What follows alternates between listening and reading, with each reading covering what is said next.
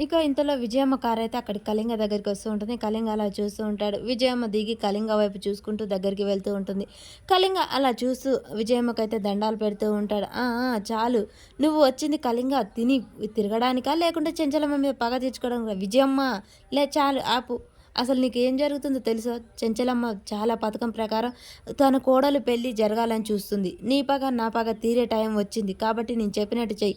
నువ్వు ఆ చెంచలమ్మ కోడల్ని ఎత్తుకొస్తావో అసలేం చేస్తావో తెలియదు. తన కోడలికి పెళ్లి జరగకూడదు. చెంచలమ్మ పరువుకు ప్రాణంగా బ్రతుకుతుంది. కోడలికి చీమ కుడితే తనకు తేలు కట్టినట్టు ఫీల్ అవుతుంది. అలాంటి చెంచలమ్మని నువ్వు దెబ్బతీయాలి. అలాంటి సమయం ఇప్పుడు దగ్గరొచ్చింది. చెంచలమ్మ ఈ పెళ్లి చేస్తే వితంతువుని పుణ్యశ్రీగా చేసిందని చెంచలమ్మకు ఊర్లో గొప్ప పేరొస్తుంది.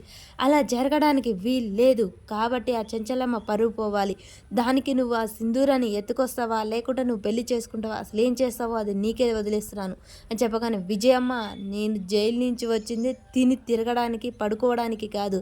ఆ చెంచలమ్మ మీద పగ తీర్చుకోవడానికి. అలా అని ఆవేశపడి ఎదురు దెబ్బలు తగలడం ఖాయం. తాసుంబావులా బుసకొట్టడం కాదు. జింక పిల్ల గురించి చెప్పావు కదా, ఇక దెబ్బతిన్న పులిలా పంజా విసురుతా. ఆ జింక పిల్లని వేటాడేస్తాను.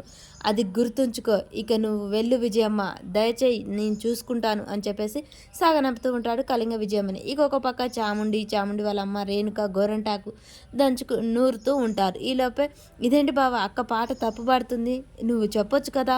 ఇప్పుడు అక్క పాట తప్పు పాడిందని చెప్పావు. రోడ్లో బదులు రుబ్బురాయి బదులు నా ఏలు పెట్టి తిప్పుతుంది. నాకెందుకు ఈ బాధ అని చెప్పగానే, చాముండి ఇట్రావే నీకు గోరింటాకు పెడతా. గోరింటాకు పెడితే ఎర్ర మొగుడు వస్తాడంట.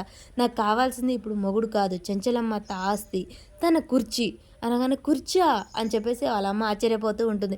చూడు కుర్చీ కావాలంటే ఇలా కాదు, ఆ సింధూరకు బదులు నువ్వు వెళ్ళి శ్వేతనాగతో కాట వేయించుకుంటే అప్పుడు వచ్చేది కుర్చీ. ఏమి చేయకుండా కుర్చీలు రావాలంటే ఎలా వస్తాయి? ఏంటి నా కూతురిని పాము కాట ఏమంటావా? కాటు మరి ఎలా వస్తుంది? ఊరికే కుర్చీ ఏమి చేయకుండా కుర్చీ రాదు కదా అని చెప్పేసి వాళ్ళ ఆయన చెప్తూ ఉంటాడు.